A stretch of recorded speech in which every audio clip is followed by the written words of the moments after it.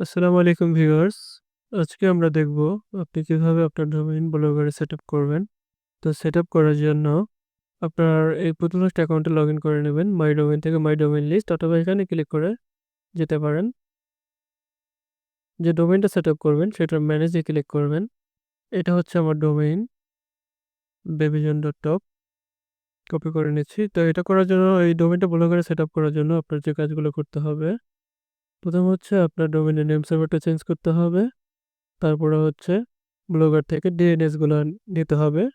DNS নিয়ে DNS add করতে হবে। দেন ব্লগারে সেভ করতে হবে। তো প্রথমে আমি আমার নেম সার্ভার চেঞ্জ করে নিই। তো আপনি কিভাবে জানবেন আপনার ডোমেইনের কোন নেম সার্ভার? এটা করার জন্য আপনি চ্যাট নাওতে ক্লিক করবেন। চ্যাট নাওতে ক্লিক করে দেন আপনার নাম এখানে দিবেন।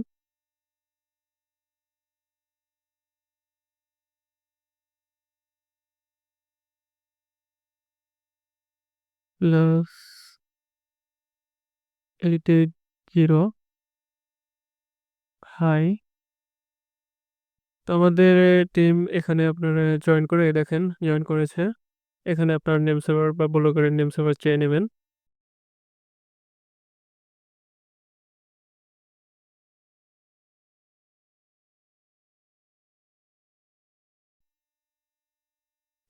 আর একটা যেটা করতে হবে পাশাপাশি আমি ব্লগারে যাব। আমার যে ব্লগার পেজ আছে, এই যে এখানে ব্লগারে গেলাম। এখান থেকে যে কুষ্টিয়া নিউজ, এখান থেকে আপনার ব্লগটা সেট করতে পারবেন কোন ব্লগ। আমি এই ব্লগে অ্যাড করব। তো এখানে যাবেন, গিয়ে সেটিংয়ে যাবেন। সেটিং থেকে নিচে কাস্টম ডোমেইন, দেন আপনার ডোমেইন নামটা লিখবেন www সহকারে www ডট, এটা সেভ দেবেন। এটা সেভ হবে না, এই ডিএনএস গুলো অ্যাড করতে বলতেছে।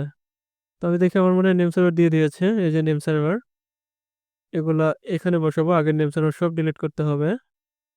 নেম সার্ভারগুলো বসালাম, দেন সেভ দিয়ে দেবো, সেভ চেঞ্জ। ব্লগার অ্যাড করার জন্য কিছু আইপি দিয়েছে, আইপি অ্যাড করতে হবে। ব্লগার সেটআপের গাইডলাইনও দিয়ে দিয়েছে ভিডিও। আর ডিএনএস অ্যাড করার নিয়মটাও লিখে দিচ্ছে। এ রেকর্ড অ্যাড করার জন্য বা টেক্সট রেকর্ড অ্যাড করার জন্য হোস্ট নাম বক্স ব্ল্যাঙ্ক বা খালি রাখতে হবে। অর্থাৎ যেখানে অ্যাডাবেট বা ডোমেইন নাম ব্যবহার করতে বলবে সেখানে ব্ল্যাঙ্ক রাখতে হবে। আপনার যদি ডিএনএসটা না দেয় তাহলে আপনার নর্মালি যেমনি যেভাবে অ্যাড করেন সেটা সেভাবে অ্যাড করতে পারেন। যেহেতু দিয়ে দিয়েছে তাহলে আবার এইভাবে করতে হবে। এখান থেকে আমি ডিএনএস ম্যানেজমেন্টে যাই। নেম সার্ভার চেঞ্জ হয়ে গেছে, এখন ডিএনএস গুলো অ্যাড করব। কি বলছে, এই রেকর্ডের জন্য অ্যাডাবেট বা হোস্ট কি অ্যাডাবেট ব্যবহার করা যাবে না। তো হোস্ট নেম বক্স আমি এখানে আগে অ্যাডাবেট ব্যবহার করতাম, যেহেতু বলে দিচ্ছে আমি এটা করব না। আমি আইপি গুলো জাস্ট বসাই, দেন সেভ। তো ব্লগের 4টা আইপি বসানো শেষ।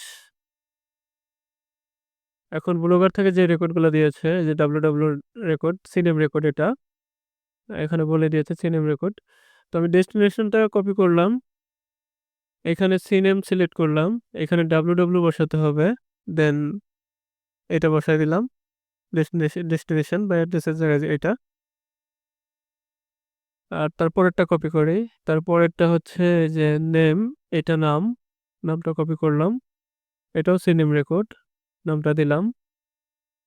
দেন এখান থেকে আবার ডেস্টিনেশনটাও কপি করলাম, এখান থেকে এইটুকু। দেন সেভ করলাম, বসিয়ে সেভ করলাম। আমার ডিএনএস গুলো অ্যাড করা শেষ। আমার ব্লগারে এখন এটা সেভ দেব। এটা এখন সেভ হবে না, কারণ এই ডিএনএস গুলো যেটা আমি অ্যাড করলাম এবং নেম সার্ভার চেঞ্জ করলাম, এটা আপডেট হতেও সময় লাগে। নেম সার্ভার নর্মালি আপনার আপডেট হতে 1 থেকে 48 ঘন্টা সময় লাগে, এই যে এখানে লিখে দেওয়া আছে। তো নর্মালি এগুলো আপনার 1-2 ঘন্টার মধ্যে হয়ে যায়। আপনি 1-2 ঘন্টা পরে এসে এখানে আপনার ডোমেন নামটা লিখে সেভ দিবেন। যদি সেভ হয় তাহলে ভালো, আর না হলে আরো কিছুক্ষণ পরে ট্রাই করতে হবে। তো আমরা চলে আসলাম আরো কিছু সময় পরে। এখন ডোমেনটা যদি সেভ দেই, দেখা দেখা যাক। www ডট, ডোমেনটা সেভ দিচ্ছি। দেখুন ডোমেনটা সেভ হয়ে গেছে।